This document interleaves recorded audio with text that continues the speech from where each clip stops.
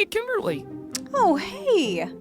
How are you? Is it time for Ugly Christmas Sweater already? I love the reindeer light up nose. Yeah, my mom got it for me last summer when we were at the beach.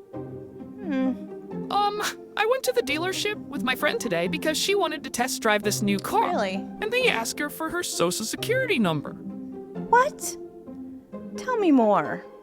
She told them that if she decides to buy, after agreeing on an out-the-door price, she'd be paying cash. No. They told her that they needed her social security number for identification purposes, and that they do this all the time. Yeah, and they were really pushy about it.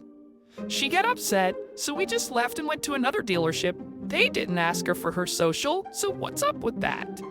Maybe you've heard this scenario before, but it's a big red flag whenever a salesperson, even a sales manager or a finance manager, makes an early request for your social security number. Hi everybody, I'm Kimberly and welcome to Auto Finance Sense, where I help you make sense of the dealership finance office the next time you buy a car. Let's get started. Hi everybody, today I'm going to be going over when you should provide your social security number to the dealership and when you should not. Towards the end of the video, I'm then going to be showing you what I think are some very bad quote worksheets and what a really good quote worksheet looks like and what to pay attention to. People have told me their stories of them being told by the dealership that they have to provide their social security number, even if they're paying cash or they have outside financing. Some customers have even been told that it has to do with the Patriot Act or for their identification, highlighting an idea that it's for the customer's convenience and speeding up the car buying process, which is something that we all want. Side note, you all know that I am not an attorney, never have been. I'm not providing you with legal or financial advice, but I am giving you my very strong opinions based on my many years of experience. So first, let's go over when should you provide your social security number. Now listen, if you're going to be paying $10,000 or more in cash towards a purchase of this vehicle, you will be filling out what is called an IRS 8300 form. And on that 8300 form is a request for your name, your address, your taxpayer identification number, your date of birth. You will have to be providing some sort of an identification to the finance manager, such as your driver's license. And you're also going to need to list your occupation, profession, or business. So if you're retired or you're unemployed, you would write that down in that box.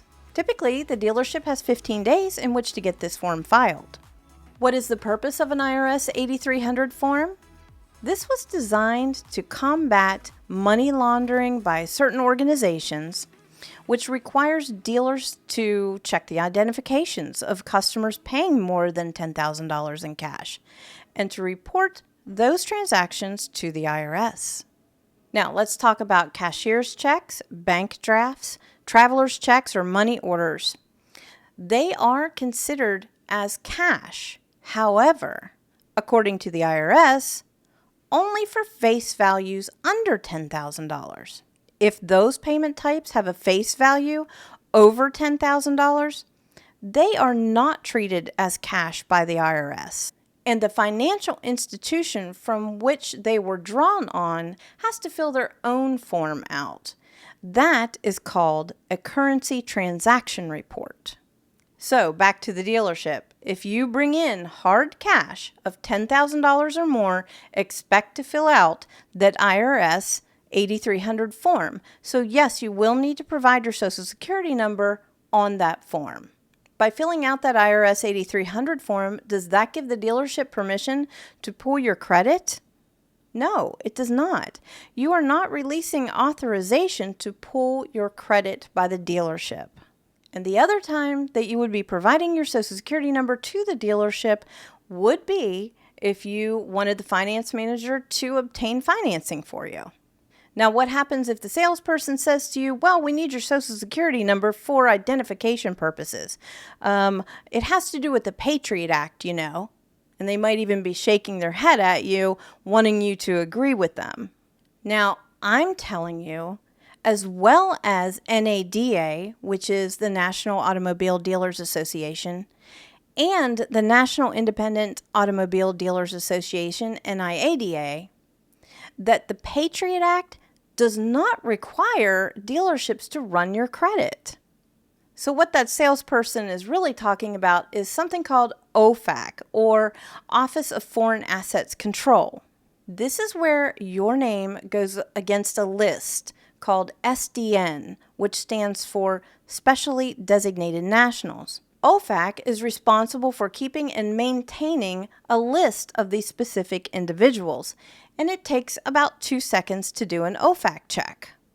You do not need to provide your Social Security number to complete an OFAC check. Now listen, for a car dealership, on any transaction, OFAC must be done. This is a requirement, not a suggestion, and huge fines and even jail time come when there's not an OFAC in every single deal jacket. OFAC is a Mac Daddy when it comes to dealership compliance. There is one other time that you may have to provide your Social Security number. I have seen in many states on the application for title that they still request a Social Security number. A lot of states are phasing this out now. I think New Jersey might be one that still requires it. I'm not 100% sure about that. But I want you to be aware of your authorization to release your credit information versus having to list your Social Security number on forms like the IRS 8300 or a title application form. Big difference there.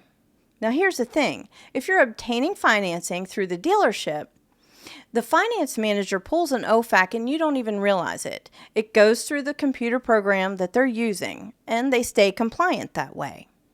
But when someone is paying cash, writing a check, or getting outside financing, an OFAC still has to be done. Now, if you have a trade vehicle and it has someone else's name on that trade title, an OFAC must be done on that person as well. If someone is writing a check for a buyer and they're not going to be on that vehicle, they need to have an OFAC done too.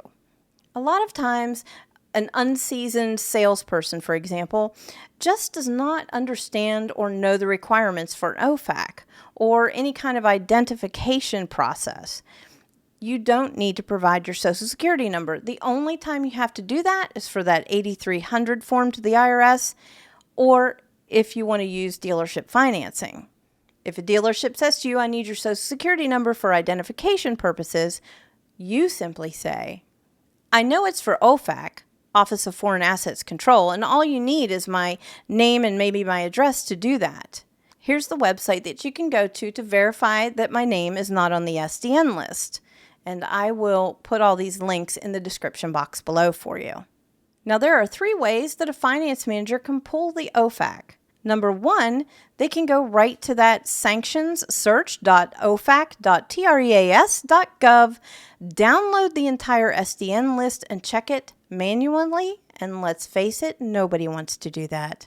Number 2, they can go to that same website and simply plug your name in. I did one for myself. Or number 3, they can use their own built-in OFAC system that they have there in the dealership, and it does not require your Social Security number. Now, you don't want to do this for yourself first and then deliver it into the dealership. This is something that the dealership itself needs to do.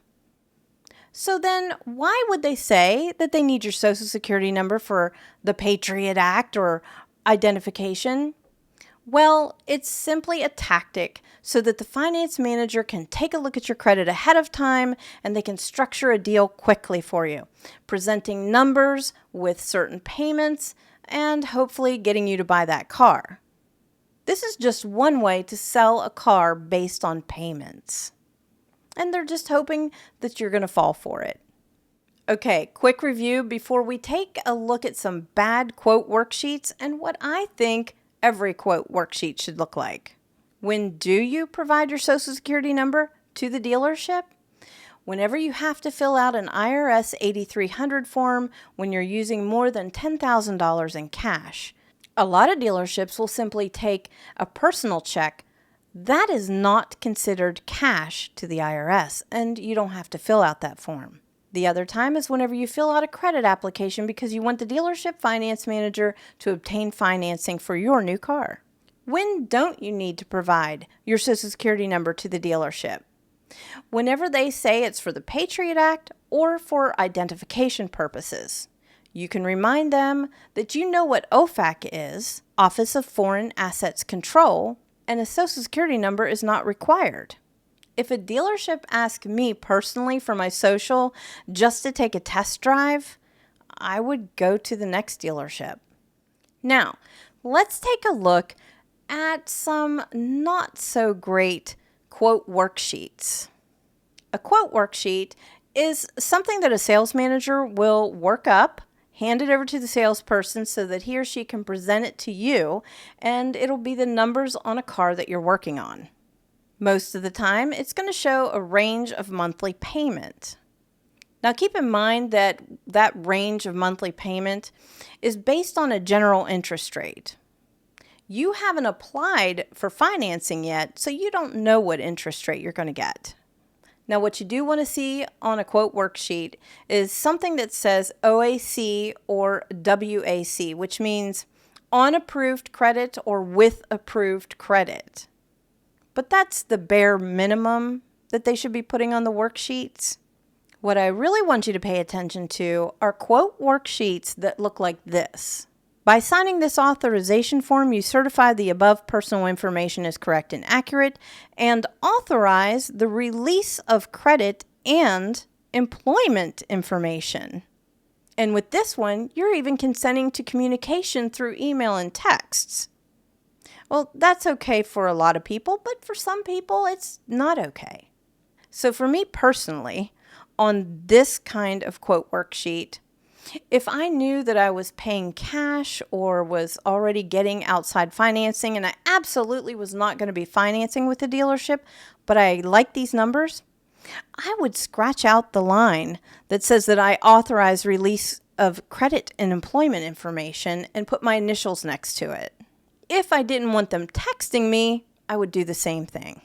Now here is a quote worksheet that I really like because it shows the terms and conditions subject to credit approval. That's great. APR subject to equity and credit requirements. Perfect.